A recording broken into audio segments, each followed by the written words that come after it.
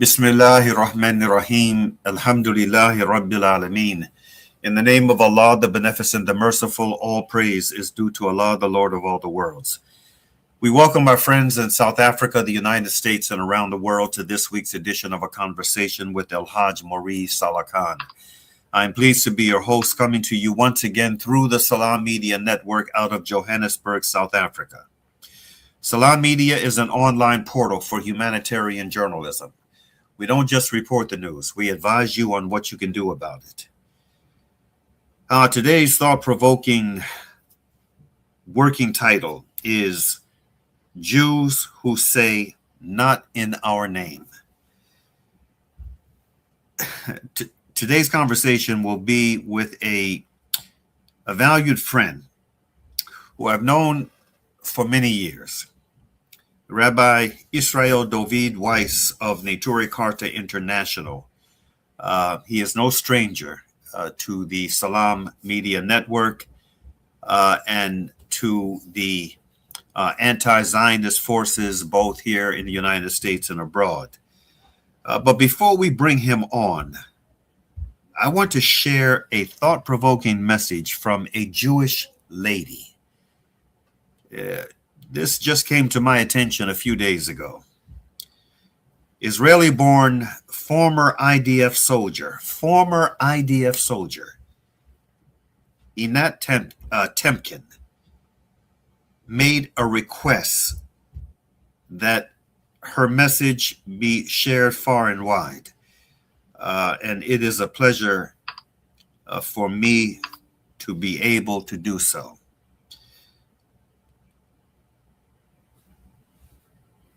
Ms. Temkin's statement was an apology for joining the Israeli army, followed by a litany of reasons why. It's a very profound statement that she has made. And she posted this in her social media X network. The headline, I should say the heading of her post reads as follows. Yes, I am Israeli born. Yes, I am a real person. I don't live there now, but I did for 20 years. Yes, I served in IDF 1 year and 9 months. She said the level of genocide, lawlessness, or genocide, lawless, murderous annihilation of Palestinians by Israel is barbaric and inconceivable. This is the heading of this statement. It's an anti-Haspera cheat sheet, she calls it. And then she said, again, please share this post everywhere. It's my pleasure to do so. She begins, quote, I myself choose not to engage ever with Haspera arguments, even if the intention is healthy dialogue or debate or whatever. And I highly recommend no one else do so, especially not on my profile, as I find it a total waste of space, time, and energy. I'm quite firm in my stance after 52 years of thinking, debating, arguing, reading, and conducting much self-reflection. All I can tell you, as an Israeli-born and raised person, is that there is absolutely no way to persuade or convince or change the minds of those still firmly in the clutches of the insidious belief system. I believe my posts are likewise quite clear and forthright. LOL. If you do not agree, kindly either remain as an observer or unfollow. Simple enough. Thank you in advance. I've gained a lot of followers, which is a blessing. I'm honored that so many people find my writing helpful and are following, resharing, reaching out, and offering encouragement, etc. I thank you sincerely. One of the drawbacks of gaining a large following is that I'm not able to monitor every single comment thread carefully. I've noticed quite a bit of back and forth in the comment threads on my posts about the cliched, overused, unconvincing, boring, unhelpful arguments taken directly from the Haspera playbook, which is a perfectly designed circular logic method of propaganda. There's really no point. It's exhausting and will drive you crazy for no reason.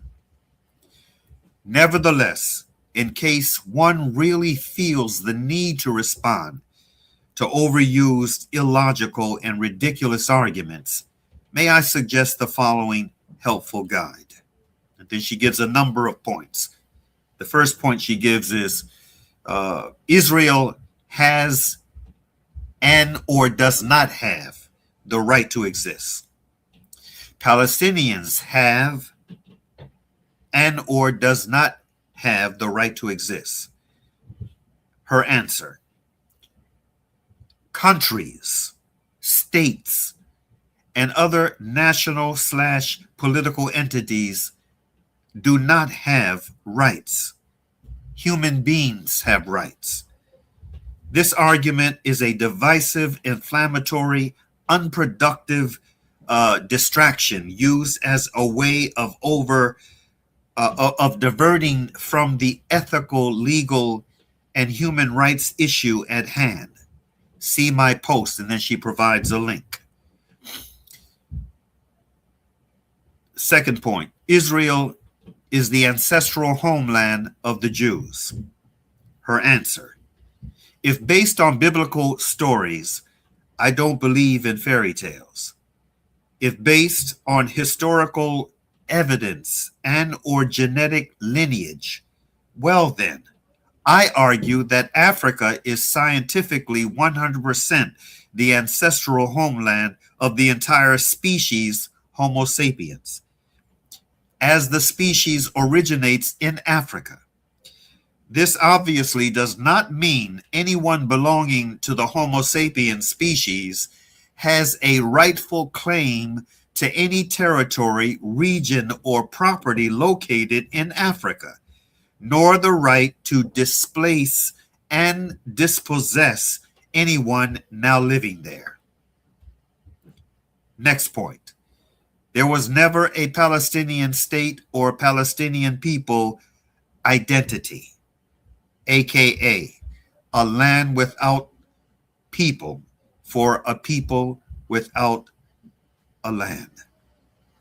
Answer: on the contrary, see the following posts, and then she provides another link featuring detailed and beautiful maps of Palestine dated 1769 through 1947, clearly titled Palestine. She provides another link for rare footage shot by the Lumiere brothers in 1896, depicting the landscapes and residents of Palestine. She provides another link featuring a restored Palestinian naturalization document issued by the government of Palestine in 1925.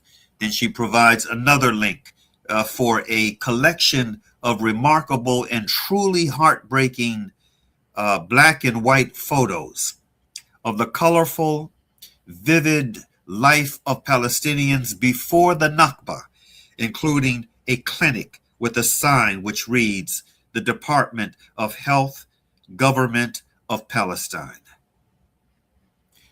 Next point: but anti-Semitism.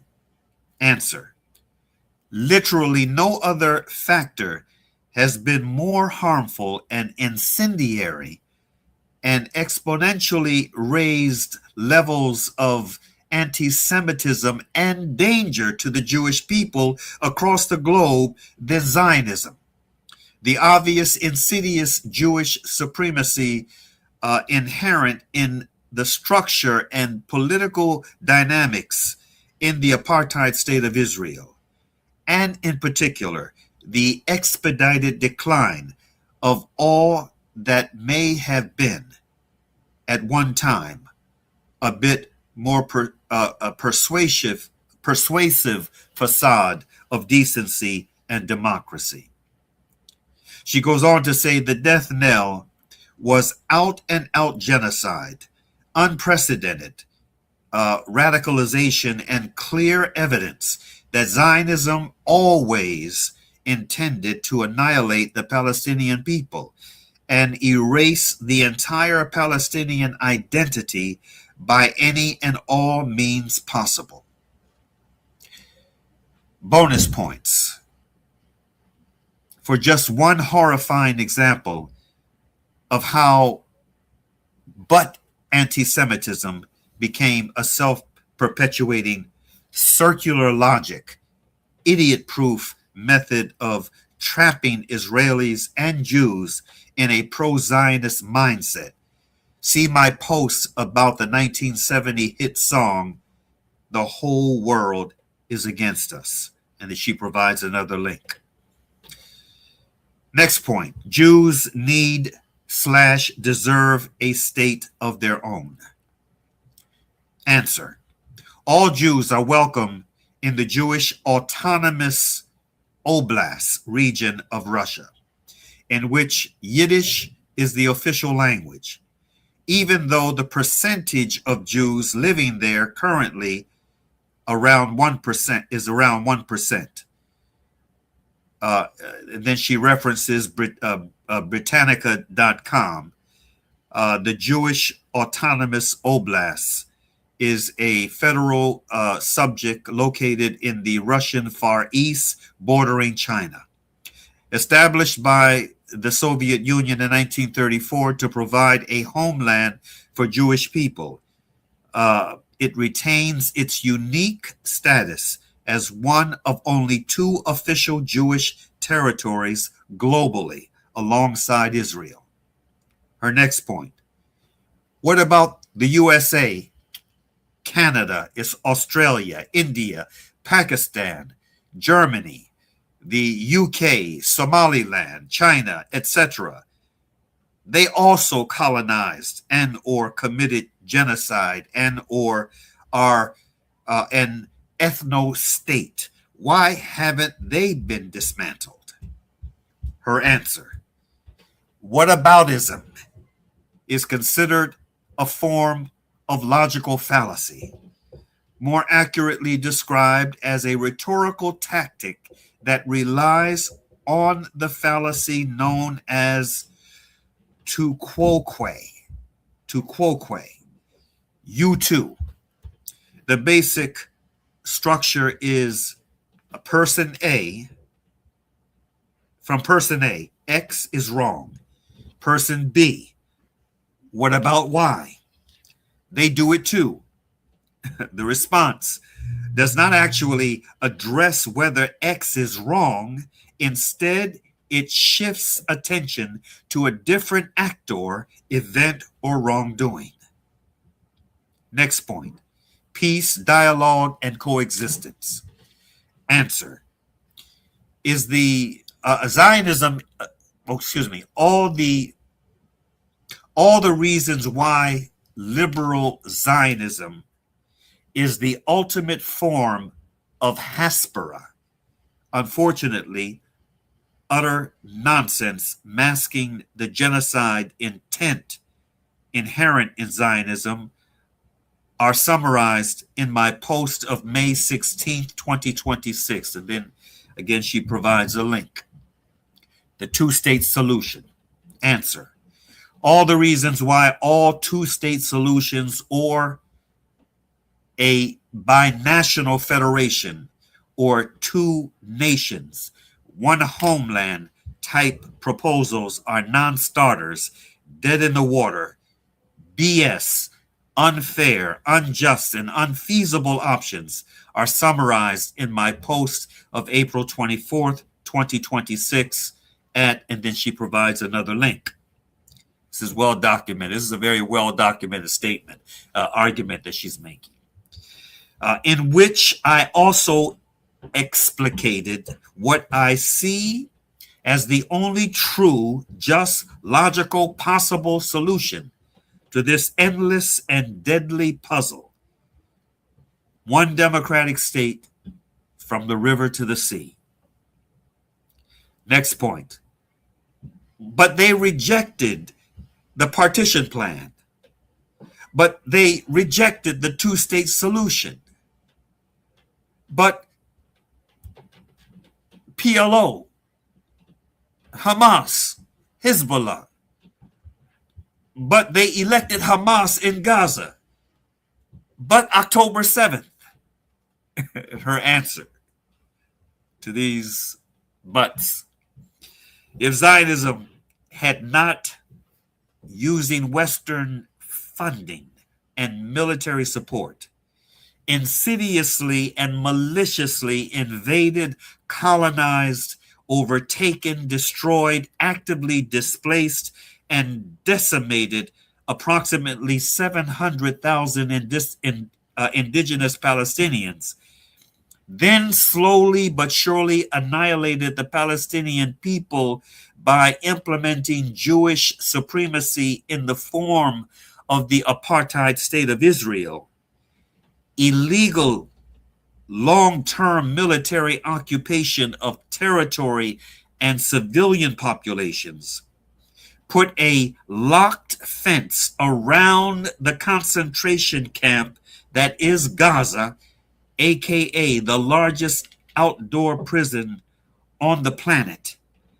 and allowed lawless, murderous, fundamentalist settlers in ever expanding illegal settlements to commit massacres against the Palestinians in the West Bank, destroy their villages and olive trees, and make life unbearable for all with utter impunity. Well then, none of those things would have existed or happened in the first place. Next point. But can Jews ever trust Palestinians and or Hamas must disarm first? Her answer. Following the above detailed and painful description of the harm the Jews and Zionism caused the Palestinians progressively starting in 1882 or so, the first Aliyah, through the Nakba of 1947 through 49, then the gradual annihilation of the Palestinian people, culminating in the genocide in Gaza and decimation and planned annexation of the West Bank. The real question is, how can the Palestinians ever trust the Jews? And this is the most disconcerting issue in my mind. Would you find it possible to trust a people whose clear plan is, as Gideon Levy wrote in his recent op-ed in Haaretz, quote, now that the genocide has run its course and the strip has been destroyed almost completely, Israel is advancing confidently toward the next phase of the plan, making the entire population of Gaza permanently disabled, injured, sick, hungry, homeless, and unemployed. Once Gaza's population is reduced to a disparate mass, without an organized society, without basic services, essential institutions, and of course, without leadership, the complete disintegration of the social fabric will make it easier for Israel to move to the next phase, which it has never relinquished, the phase of expulsion. Only then will the Gaza problem be finally resolved. Only in this manner, end quote. That's the end of this thought-provoking statement prepared by this Jewish lady who was a former IDF soldier and regrets it deeply, bitterly. On that note, let's go, Brother Sadek, to a station break, and then we will introduce our special guests, our special return guests on the other side.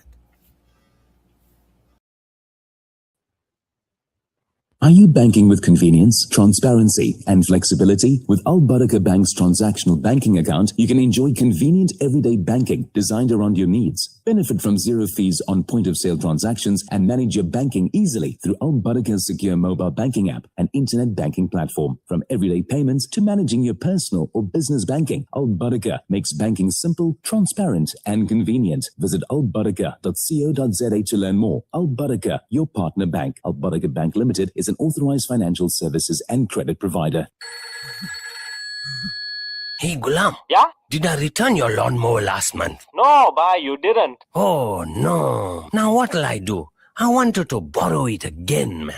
With Randry Jewelers, you won't have to borrow or lend because the prices are so well trimmed on all gold and diamond jewelry. Alternatively, we could remake your old jewelry into a brilliant new design. Visit Randry Jewelers at 151 Stevens Lamini Road, Musgrave, Durban. Randry Jewelers, the family name you can trust. Tonight, a child in a shack will try to sleep through the cold. No heating, no insulation, just thin walls and a biting cold. African Muslims Agency is on the ground, reaching families in informal settlements across South Africa with blankets and winter essentials. Help us spread warmth this winter. For 180 Rand, give a blanket. For 360 Rand, a full winter pack. One gift, one less night in the cold. Africa Muslims Agency. Empowering, educating, inspiring. Ah, the kitchen, the heart of the home, where memories are made and celebrated. Our go-to place for those freshly stacked pancakes early in the morning or for that late-night snack munchies. We are in there together, cooking, eating, and celebrating life together. Let's keep the kitchen a place that is shared by everyone, where we build stronger bonds and grow together. Sunfoil, Now We Cooking. Visit nowwecooking.co.za for recipes that everyone can help make. At Dynasty Islamic, we believe your financial future should grow with purpose and in line with your values. We specialize in Sharia-compliant financial solutions designed to protect, grow, and preserve your wealth. Whether it's investment planning, risk cover, or structuring your legacy, our approach is rooted in transparency, integrity, and ethical principles. Too often, people invest without knowing if their money aligns with their beliefs. At Dynasty Islamic, we change that, offering you clarity, confidence, and peace of mind. Let us help you build a future that's not only financially secure, but spiritually aligned. Dynasty Islamic, where your wealth meets your values. Get in touch with us at info@dynastyislamicfas.co.za, visit www.dynastyislamic.com, or find us on Facebook and Instagram. Listen to something fresh. Listen to Salam Media. Welcome back. If you are just joining us, our conversation focus for today is centered around Jews who say, "Not in our name." And before we bring on our guests, we have a very short piece of video I'd like for our audience to see. Let's see the video, Brother Tar. We are standing here in Manhattan while this disgraceful parade of Israel is marching here on Fifth Avenue just behind us. This is an embarrassment to our people. Listen to this. What are these people celebrating? They are celebrating 78 years of what? 78 years of the greatest rebellion against God, an official rebellion against God. 78 years of cruel brutality against the Palestinian people. They are celebrating decades of exacerbation of anti-Semitism. This state of Israel, this movement of Zionism, is the greatest embarrassment to the Jewish people, desecration of God's name, and danger to everyone involved. This is obviously a catastrophe for Palestine, but this is a danger for the Jewish people as well. How ignorant are you? How can you support this? You are Nazi. You are talking like a Nazi. That's Nazi language. Listen to this, how far these people are going. This is unbelievable. This is unbelievable. We are standing here for Judaism. We are standing here to preserve our religion against these people who defile, who desecrate everything in Judaism, and still they insist to call this Judaism. People who don't follow the religion dare to misuse this religion that they refuse to follow, and they misuse it in order to justify crimes, justify all evil they are committing. This is sad. This is embarrassing. There is nothing to celebrate. This is about mourning. This is ridiculous. People need to wake up. Yes, people are waking up, especially recently in the last 2.5 years since this brutal genocide is going on in Gaza. People are opening their eyes. People are learning what they didn't say. Do you do weddings? Do you do weddings? Do you do bar mitzvahs? Do you do Judaism? Yes, I do. This is not Judaism. You're a mamzer. You are a mamzer. Do you know that they will rape you and your mother and your child in front of you and then slit your throat? Get a fucking job. Tell me, sir. They're saying that Palestinians will kill me. This is what they believe in. They're following blind propaganda. And my question to them is, if they give me a chance to speak, and I do this all the time, tell me, why do you think that they are going to kill us? Give a moment. Think for yourself. What is going on? What is making people so angry against Israel? Why are people here in the United States so upset with Jewish people? Something is behind all of this. So much is being done in our name, which unfortunately is causing so much rift, so much conflict, so much anger, and so much hate. Unless we're going to address this hate, unfortunately this will be dangerous to everyone. There is one way and one way only. Disassociating ourselves from this wicked movement of Zionism. Oppose them in public. Clarify that we are not the enemy, and suddenly we will discover that those people don't hate us. Certainly there is hate. Certainly there is danger. Certainly there are problems because of what Israel is doing. Chilul Hashem. May you study what Chilul Hashem is all about. What is Chilul Hashem in your definition? Chilul Hashem is a desecration of God's name. When so much evil is being done in God's name, that's a Chilul Hashem. A Kiddush Hashem, a sanctification of God's name, is when Jewish people stand up defending our religion and setting the record straight that this is not Judaism. This is an abomination. This is a state of Satan. This is criminal and anti-Jewish.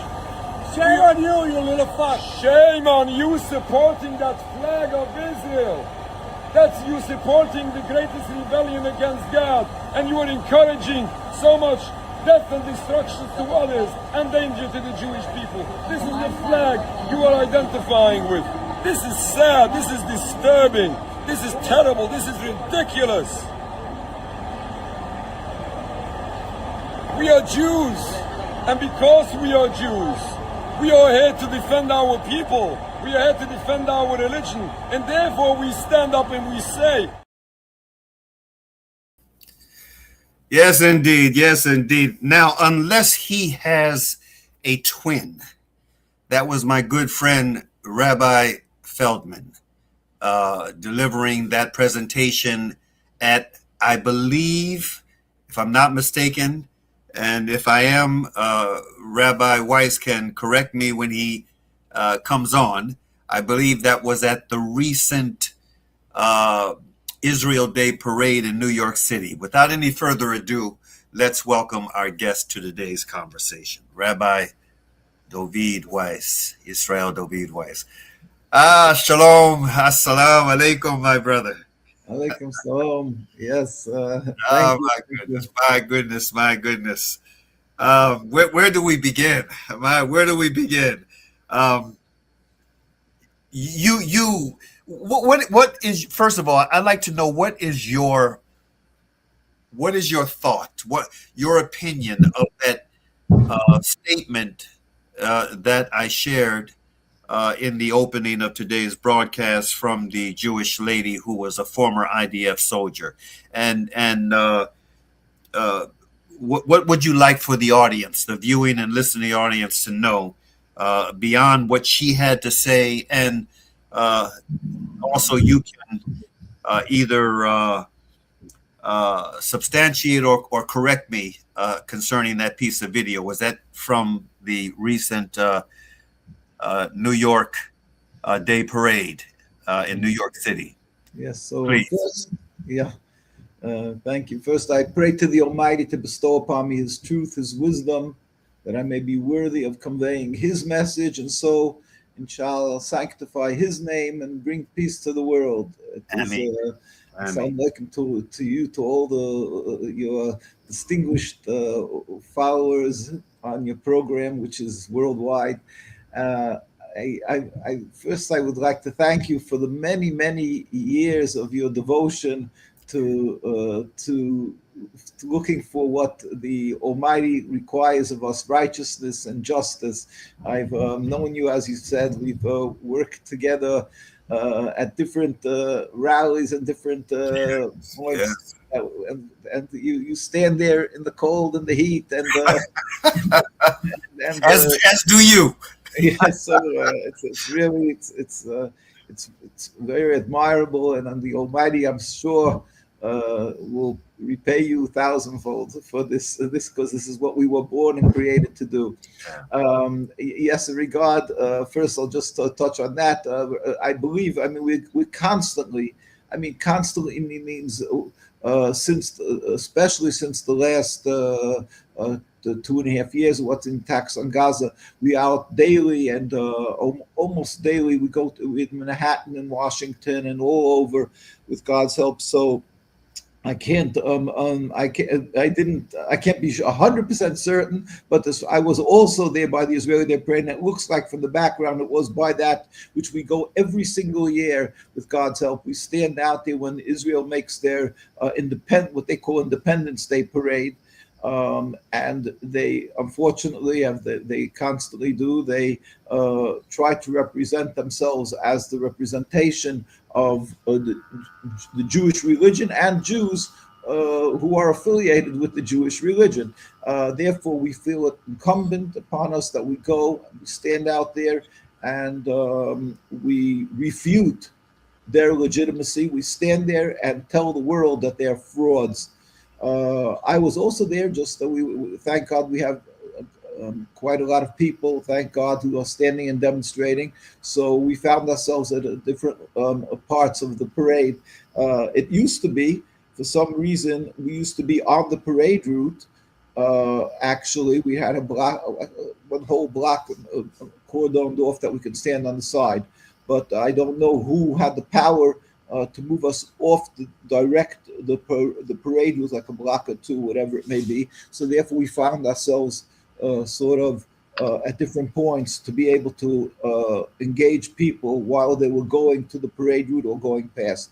So that's basically in regard to that. Now, getting to that, the statement of the lady who was in the IDF, it's very, with the help of the Almighty, what she's saying in all points. Is one basic issue. We're dealing with a fraud, a very competent, very successful fraud. God gave the Satan power to do its work, his work, and therefore he's successful in throughout the humanity to be able to twist the minds of people, and that you have people who are just doing the most genocide atrocities that are beyond words, inhumanity, and that's just the power of Satan. But God requires of us not to be able to say that, okay, that's the excuse that Satan is doing it. We have to stand up, and that's a requirement of the Almighty in his ultimate wisdom, that we should stand up and oppose this, and try to have the world recognize what is evil. We are therefore have been since the beginning of Zionism, the ones who are representatives of the Jewish religion, which is a religion of over 3,000 years. That's when we made this covenant with God on Mount Sinai, which we promised to be subservient to God and uphold his laws and emulate God.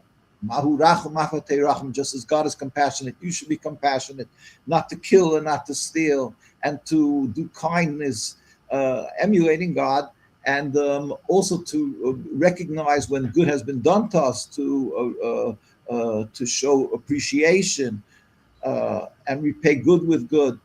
So therefore, we as Jews of our religion of over 3,000 years, when we confront and we find ourselves in the face of a new movement, relatively new, because Zionism is like 140 years, 150 old.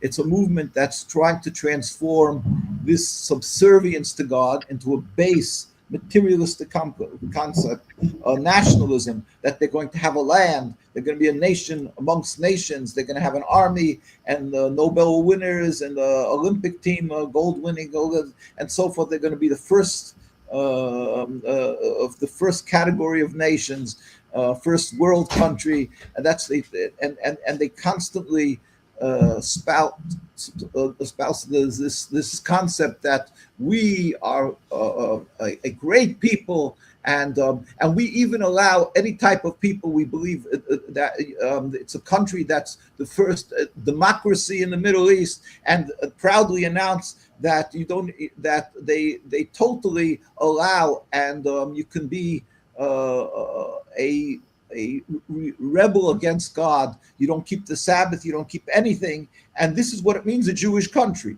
Now, so I mean, you see the contradiction, the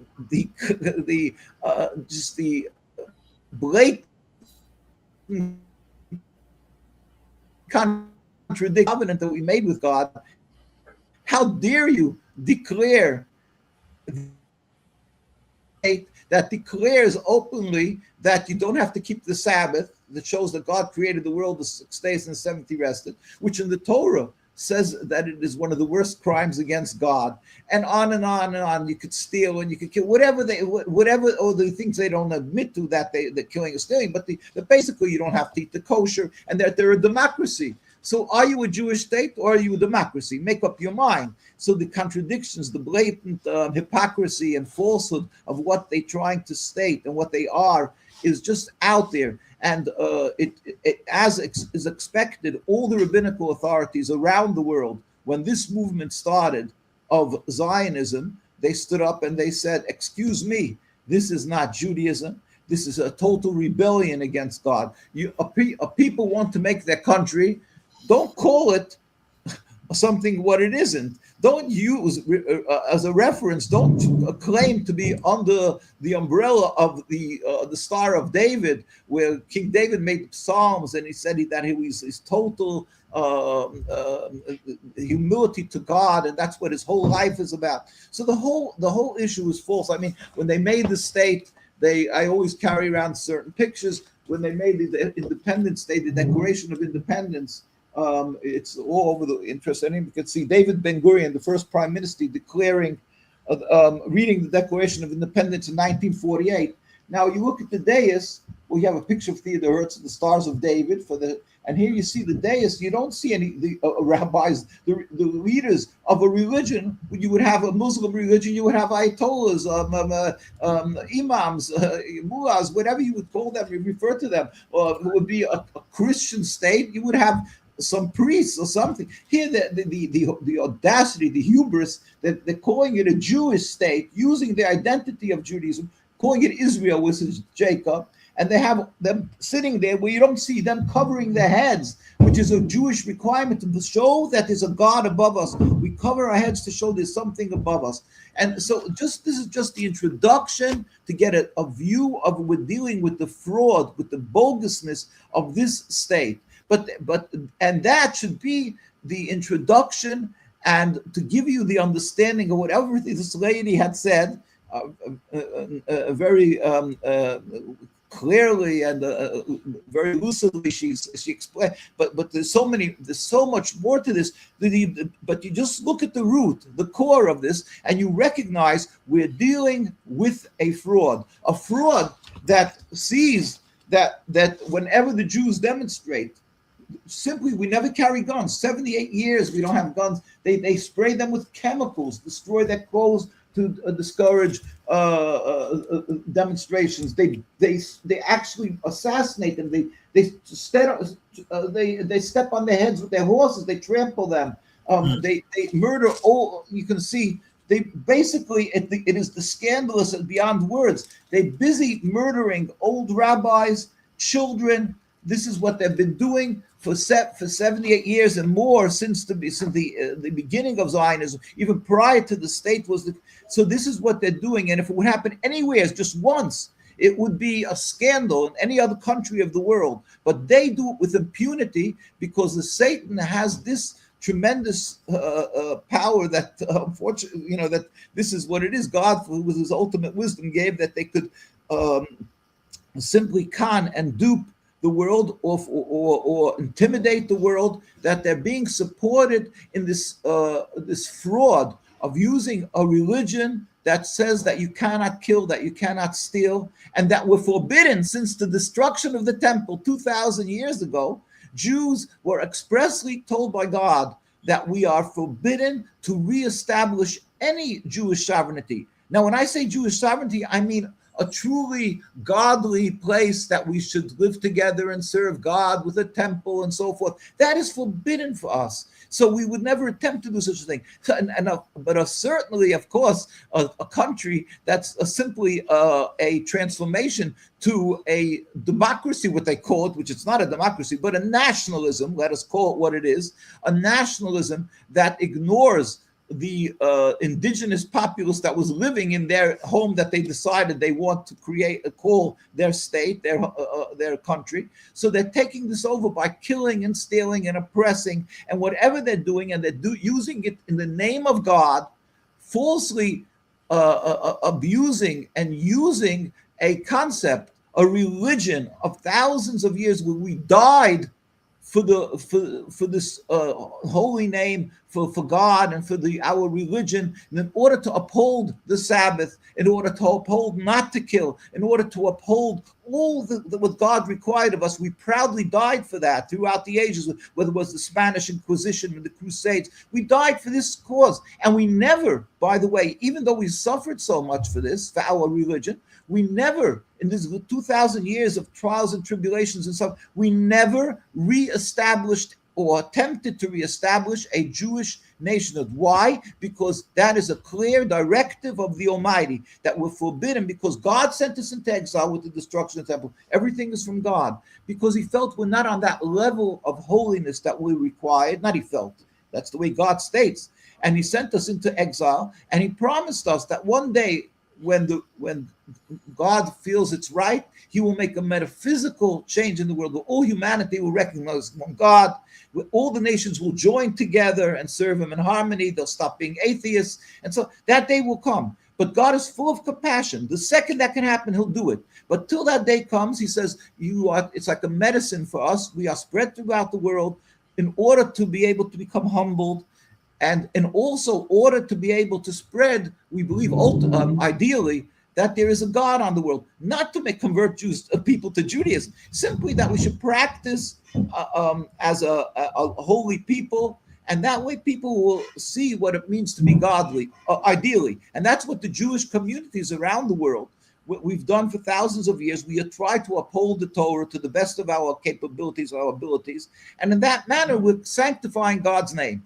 Zionism comes 140 years ago, a group of rebels against God. They totally threw off the yoke of being subservient to God, trying to do his will, and they decided, we want our own national home, and anything that stands in the way of their reaching this goal gets sacrificed on the altar of their ideology, which is Zionism. Zionism is the name because Zion is referred in the prophecies as Zion. And it's pronounced in English, they say Zion. Zion means the city of David, means basically Jerusalem. So they decided to create their home in Palestine and the center in Jerusalem for a simple reason. Not because they have some things with holiness, with God. Oh no, don't make that mistake, or else they would be covering their heads, or they would try to keep the laws of the Torah. No, it's nothing to do with that. It's practicality.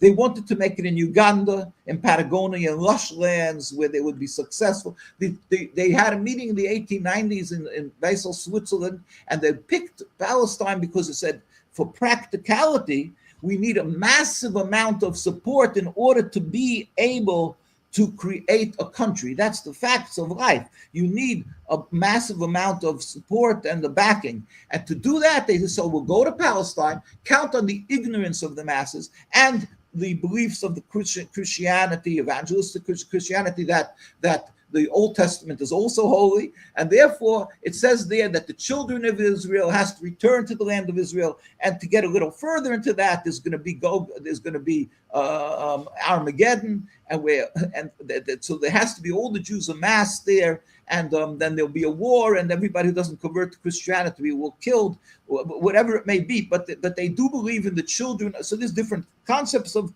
what they believe, but they definitely believe the children of Israel was blessed by God, and the land of Israel is for the children of Israel. They're using this concept, and they approach the Christians. They approach the Jews, who are many, unfortunately, the majority do not keep the 10 Commandments, don't keep Sabbath, don't keep kosher, don't keep that. And they turn to them and they say, hey, you don't have to keep the laws, just support us and you're a good Jew. Send money to UJA, and United Jewish Fund there, and plant a tree, build the land of Israel, and then you have a free ticket to God's to the world to come. So they use this they decided they'll pick Palestine, and they decided this is their homeland. And again, anything being that they don't have God's morals because they have nothing with God, so it doesn't bother them that they're displacing the indigenous people. It doesn't bother them that all the rabbis pleaded with them. We put out a book called The Rabbis Speak Out, which is a compilation of all the major rabbis for 140, it was like 10 years, 130 years at that time, all the rabbis who from every country, whether it's from Morocco, the Baba Sali, or from Romania, or from United States, or from Russia, or from wherever you like, Hungary, all the rabbis. This is only the leading rabbis, because after all, religion is always led by the rabbis, and they're the voice of the religion. They're the experts, and the greatest rabbis of them all stood up, and each one in their own style, it clearly spoke out and declared that Zionism, well, I'll quote from Rabbi Lithuania, one of the codifiers of Jewish law, stated, the Zionists are dead limbs of our people. It's a metaphoric expression. The Zionists are dead limbs of our people, which causes the entire body to rot. Everybody who in the Jewish world respects and follows his teaching, the Chafetz Chaim, Rabbi Yisrael Meir Cohen, who was from 1839 to 1933, that means he passed away 15 years prior to the state of Israel. And this is how he looked at Zionism. And Zionism is the ideology behind which eventually turned into the state of Israel. So the state of Israel, in every shape and form, even if it would be a so-called practicing religious state, we would still stand in full opposition because we are in exile by God. But certainly, being that it is created through killing and stealing, through evil, we stand there around the world in opposition. And this was our message, not from today, and not from when she joined the army, when we were busy losing our voices opposing it, but from day one, or as the rabbi in 1947, when the United Nations sent the delegation to Palestine, and the chief rabbis of the Jewish communities. Now, when I say the chief rabbis, people start thinking of, oh, Israel, the chief rabbi, the rabbinate. No. They're efficient, the Zionists. So when they made their state, they made a rabbinate also. And they made chief rabbis, all for window dressing, all that they should be able to intimidate and charge anybody who opposes them as anti-Semitic.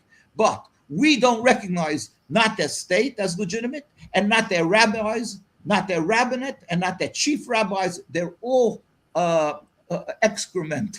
They're nothing to us. We don't recognize them as legal. They may be knowledgeable, but you can be knowledgeable and evil. That is not a contradiction at all. And the chief rabbis was these holy men like Rabbi Dushinsky, who 1947 declared to the delegation of the United Nations, it's in the United Nations documents, he said, we furthermore wish to express our definite opposition to a Jewish state in any part of Palestine.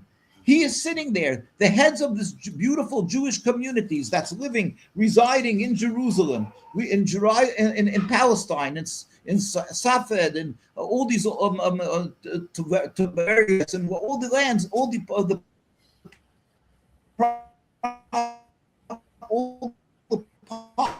parts of Palestine. Palestine. Was he something's going on with your head of the Jewish communities, and he said this is totally wrong. Yeah, something was happening with your connection, Rabbi Weiss. We have a few minutes left in the broadcast. Let me ask you this.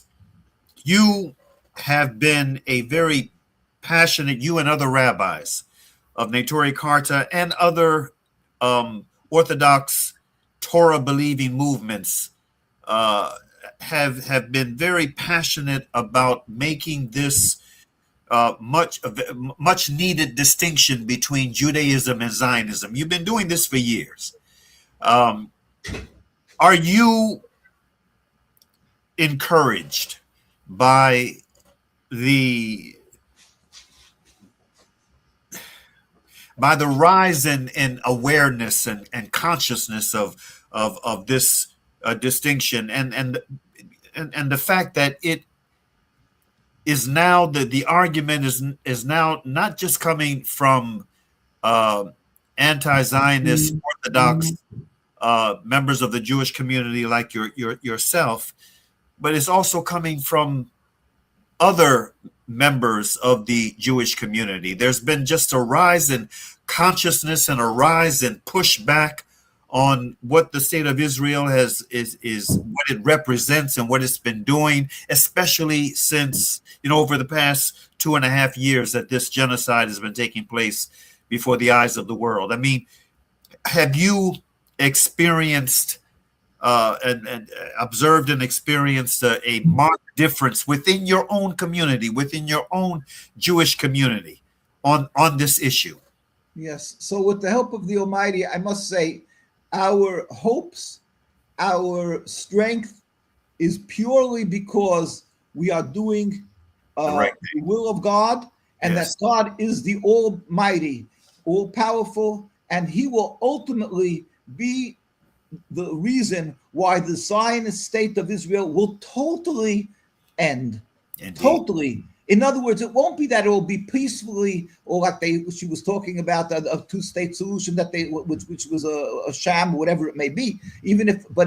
When they started the two-state solution, we as Jews spoke up and said we are not naysayers. We celebrate every inch return to the Palestinians, but we will never accept even 1 inch or 1 centimeter of this Zionist-controlled peace of Palestine. Why? Because the Almighty tells Jews, you are forbidden to have a sovereignty. You are forbidden to steal even 1 inch, even $1, even 1 cent. So we refuse to have any, we believe, and not only that, but in the Torah, God says, why are you rebelling against me? It will not be successful. So we said we're not naysayers, not that we don't want peace. We want peace, but the true peace will ultimately be only with the end of this total evil that is the Zionist state of Israel. We pray to God that He should, with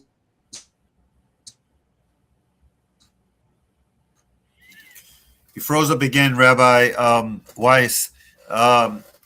Great.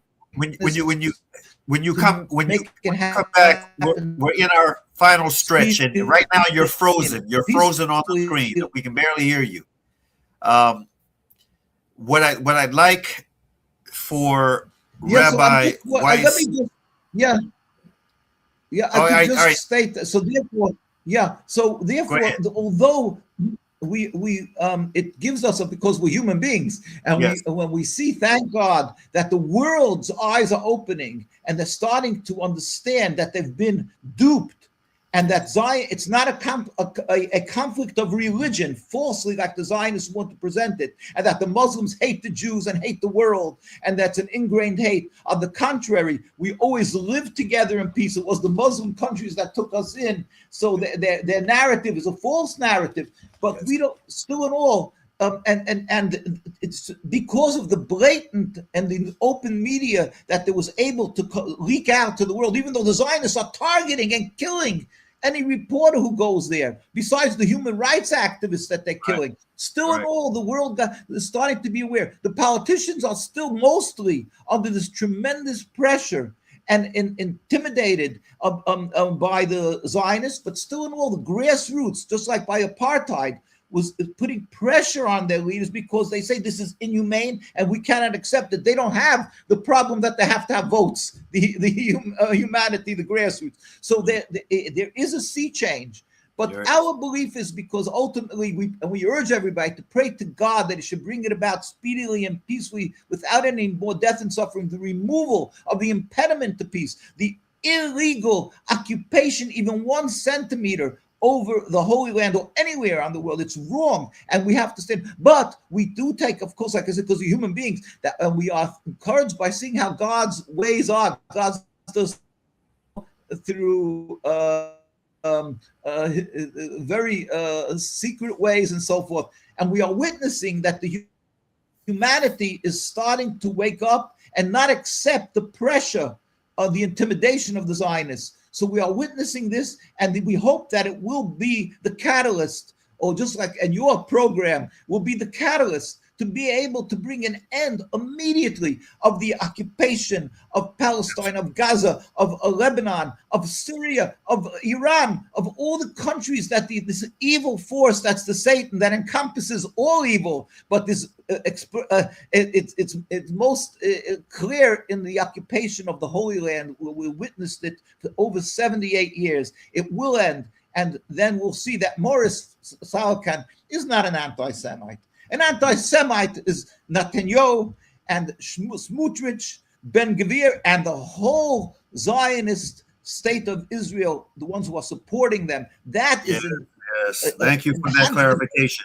Thank you for that clarification, Rabbi Weiss. Listen, we have just 1 minute left, and in this 1 minute, I'm sorry that you have such little time, but in this 1 minute, I want you to just share a thought on how you feel about this war that was instigated on Iran. Please, just in 1 minute, your thoughts on this conflict and your opinion of Iran and this conflict on Iran. Yeah, so with the help of the Almighty, the Ayatollah Khomeini, right at the beginning, he said clearly, we're not against Jews or Judaism. We're against this evil, clear evil called Zionism. That's an occupation of another people. Because of that, Zionism understood that this is going to uproot, that's going to undermine their legitimacy in the eyes of the world, and they called him the enemy number one. And they started, and that's why Iran always never referred to it as the state of Israel. They call it always the Zionist state, because they don't. So we went there, and in the Jews practice. Oh, my goodness, you're freezing up. Your connection is frozen. Okay, inshallah ta'ala, we're gonna have Rabbi Weiss return, inshallah. We're at the end of the day's broadcast. The point that Rabbi Weiss was about to make, he and other rabbis from Neturei Karta are very familiar with the Islamic Republic of Iran. They visited Iran. He has in the past referenced the fact that Iran has a sizable Jewish community that has always lived within it with protection and in peace. And it is not the threat to Jews that this apartheid state of Israel has tried to make it out to be. Inshallah, we're going to have Rabbi Weiss back. We're going to continue this conversation with a bit of special focus on his thoughts on Iran, on the war, and some of these other very destabilizing things that have been taking place in that very tortured region of the world. On that note, we end as we normally do with that verse, that very highly relevant verse from Surah Al-Asr. Bismillahir Rahmanir Rahim wal Asr. Innal insana lafi kusr. Illa alladhina amanu wa amalu salihati. Wa tawasaw bil haqq wa tawasaw bis sabr. Which means, in the translation of the meaning, in the name of Allah, the Beneficent, the Merciful, by the token of time through the ages, surely humanity is in loss, except those who believe and do good, and exhort one another to truth, and exhort one another to patiently persevere. Peace be unto you. Assalamu alaikum.